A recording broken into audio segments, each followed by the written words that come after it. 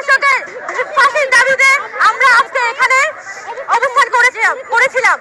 আজকে এই প্রোগ্রাম শেষে এই রাজু ভাস্কর্য থেকে ঢাকা বিশ্ববিদ্যালয়ের শিক্ষার্থীদের পক্ষ থেকে আমরা ধর্ষণ বিরোধী মঞ্চ ঘোষণা করলাম। আগামীকালকে সন্ধ্যা 7:30টায় আসিয়ার ধর্ষকদের ফাঁসির দাবিতে এবং বিশেষ ট্রাইব্যুনাল গঠন করে প্রত্যেকটা ধর্ষণের বিচারের দাবিতে আমরা পুনরায় মশাল মিছিল করব এই রাজু ভাস্কর্য থেকে। আগামীকালকে 7:30টায় সন্ধ্যা 7:30টায় ইফতারির পরে আমরা প্রত্যেকটা হল থেকে মিছিল নিয়ে এসে এই রাজু ভাস্কর্য থেকে আমরা মশাল মিছিল বের করব।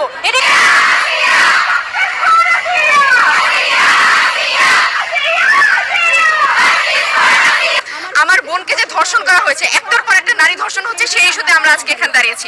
আজকে আমরা যেই বিষয়টা নিয়ে দাঁড়িয়েছি তা হলো আমাদের বাংলাদেশে এখনো পর্যন্ত প্রাপ্ত তথ্য মতে গত 5 বছরে 27,000-এরও বেশি ধর্ষণ হয়েছে। এতগুলো ধর্ষণের মধ্যে তনু থেকে শুরু করে আসিয়া পর্যন্ত কয়েকটা ধর্ষণের বিচার আমরা দেখতে পেরেছি। আমাদের যখন ধর্ষণ হয়, ধর্ষিতার ছবিতে আমাদের ফেসবুক সয়লাভ হয়ে যায়, কিন্তু আমরা ধর্ষকের ছবি তেমন ভাবে প্রচারণা হতে দেখি না।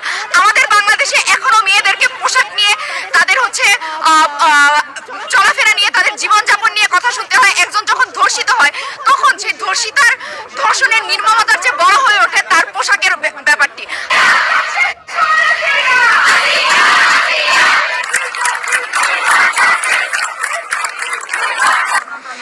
আসলে আমাদের আজকে যে বেরিয়ে আসা, সেটি আমরা আসলে আসতে চাই নাই, কারণ এই যে নতুন বাংলাদেশ, সেখানে আমরা আশা করেছিলাম যে আমাদের যে দাবি দাবা আছে, আমাদের যে নিরাপত্তা আছে, মেয়েদের ন্যূনতম নিরাপত্তা, সেটি রাষ্ট্র নিশ্চিত করতে পারবে, কিন্তু সেই রাষ্ট্র এতে পারে নাই।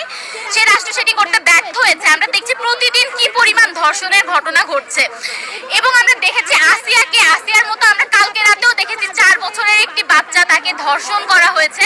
তো এগুলো এখন নিত্যদিনের ঘটনা। এটি থামাতে যখন রাষ্ট্র ব্যর্থ হয়েছে, তখন আমরা আজকে থেকে ধর্ষণ বিরোধী মঞ্চ ঘোষণা করেছি এখানে।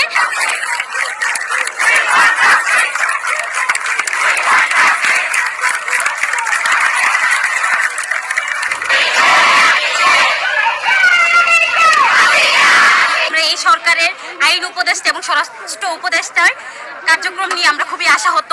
দিন দিন হচ্ছে প্রতি 9 ঘন্টা অন্তর অন্তর এক একটা ফেসবুক স্ক্রলিং এ আমি হচ্ছে এক একটা ধর্ষণের খবর শুনতে পাচ্ছি। দর্শকের কোনো শাস্তি হচ্ছে না। তারা ভাইয়া লবিং, তারা হচ্ছে তাদের যে মাইমেনের দ্বারা তারা হচ্ছে ওই শাস্তি থেকে হচ্ছে পার পেয়ে যাচ্ছে। তো আমাদের